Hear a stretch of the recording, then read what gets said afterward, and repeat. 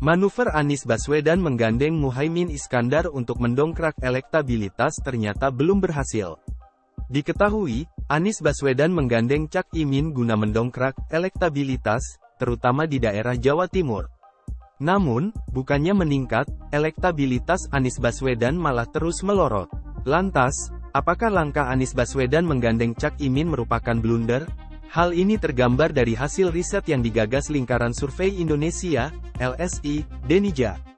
LSI Denija merilis elektabilitas Capres dari Koalisi Perubahan untuk Persatuan ini turun 5,3% pasca mendeklarasikan Cak Imin sebagai cawapres.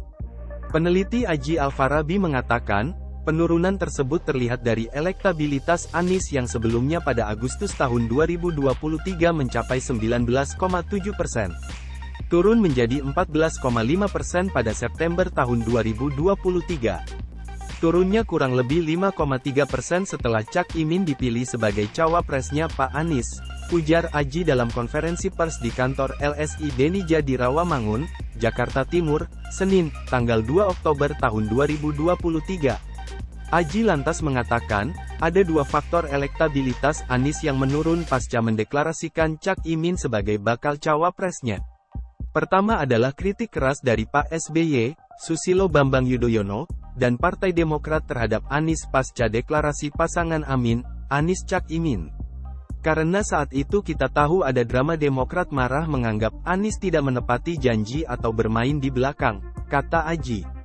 Kritik keras ini yang beredar keras dan mengganggu elektabilitas Anies, ujarnya melanjutkan.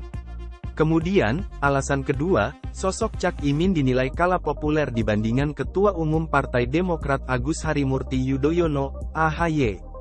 AHY disebut jauh lebih populer dibandingkan dengan Cak Imin dengan perolehan tingkat popularitas mencapai 65,9% berbanding 49%. Begitupun tingkat kesukaan, untuk AHY, ada 68,3% dari mereka yang kenal. Sedangkan Cak Imin yang suka 61,5%. Jadi AHY lebih populer lebih disukai, katanya. Inilah yang kemudian menyebabkan elektabilitas Anies cenderung menurun, kata Aji lagi. Adapun survei yang dilakukan menggunakan metode multi-stage random sampling dengan jumlah responden 1.200 orang. Aji mengatakan, teknik pengumpulan data tidak menggunakan sosial media melainkan tatap muka dan menggunakan metode kuesioner. Margin of error survei ini lebih kurang 2,9%, ujar Aji.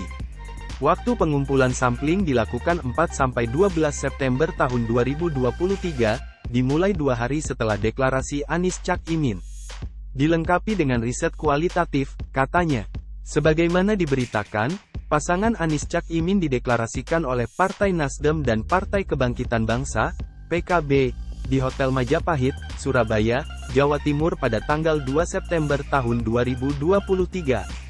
Sementara itu, Partai Keadilan Sejahtera, PKS, baru mendeklarasikan pasangan Anies Muhaimin pada tanggal 15 September tahun 2023. Download Tribun X sekarang, menghadirkan lokal menjadi Indonesia.